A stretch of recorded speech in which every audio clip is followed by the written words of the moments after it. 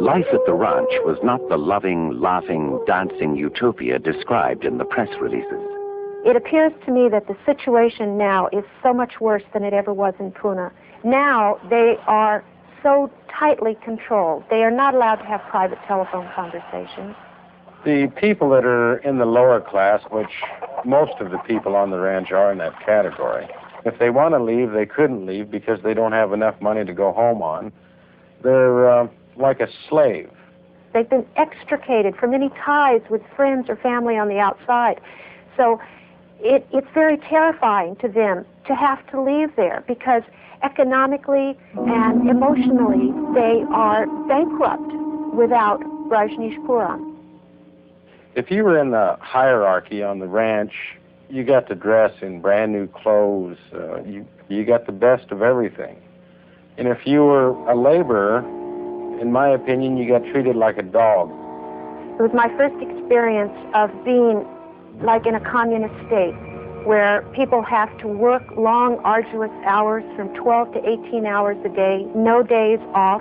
They have very crowded working conditions and living conditions. There's no time for questioning any policy.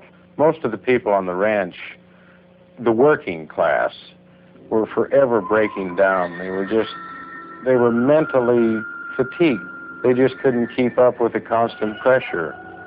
You know, either do good or you're going to have to leave. We got to get this done, do it, and be positive. If you're negative, we can't put up with that. Sheela has a different picture of life and work at the ranch. The work has been made into worship. Here at the ranch, we work sometimes 20 hours a day. And still, at the end of the day, we are laughing and having a good time. If the worshipful sannyasin is not having a good time, he had better keep it to himself. They had a very intricate spy system among themselves on the ranch. We referred to them as snitches. They'd relate back to Sheela if you said any little thing wrong, because they didn't like negativity getting started. They didn't like rumors. Therefore, the more you told on people, it seemed like the higher up in the scale you went. If you were in the higher group on the ranch and you wanted to have sex with somebody that was just a commoner on the ranch, a laborer, and they refused, they could get in trouble for that because it would be being negative. So it was either put up or get out.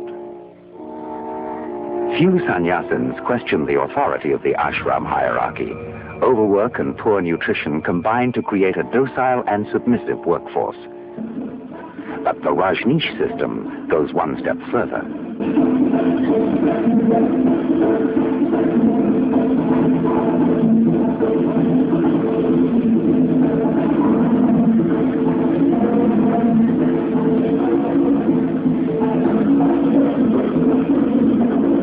This is called dynamic meditation.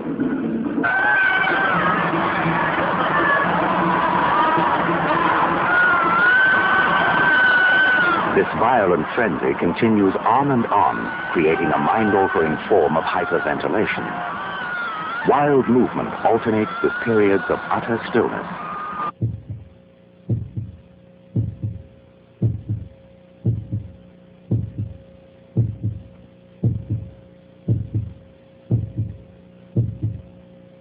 Done with regularity, techniques such as this can dull the critical thought process for extended periods of time.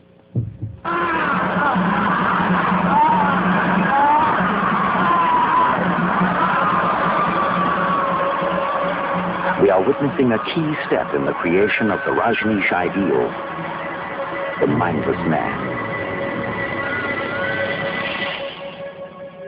Some of the people, they go into a trance. They lose all connection with anybody else. When Bhagwan goes by, some of them actually pass out. I mean, some of them jump up and down, and most of them start bawling. Some of the people on the ranch they're crazy. They wander around, they look like a zombie most of the time. You have to understand, people are not spacing out on drugs or alcohol or any hallucins. They're just happy. They're just overwhelmed. It's so frustrating to me to hear somebody say that they're not concerned for the people there because all they have to do is walk out if they want to. People don't realize the power, the magnitude of mind control, that these people are made to feel that they're worthless, that they can't make it on the outside world. They're totally dependent on Rajneesh. Construction of the Buddha-field city moves inexorably forward, made possible by what some would call slave labor. Building this special project, a crematorium, gives sannyasins a chance to see what lies in their ultimate future. Showing off the design, Sheela insists on telling a little joke. Do you know how many Jews can you get in a Volkswagen? You get 2 Germans in the front seat and 550 Jews in an ashtray.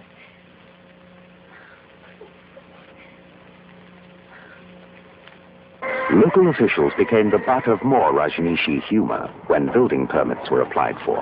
When we built most of the buildings on the ranch, when we received the permits to build them, it was a permit for one building, and instead we'd use the building for something else.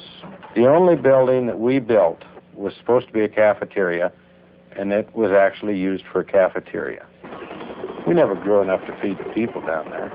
We planted the sunflower seeds just as more or less a joke to get the people to believe they were going to be farmers. I mean, I've seen them bale cheatgrass and try to pass it off as hay, and you can't feed it to cattle.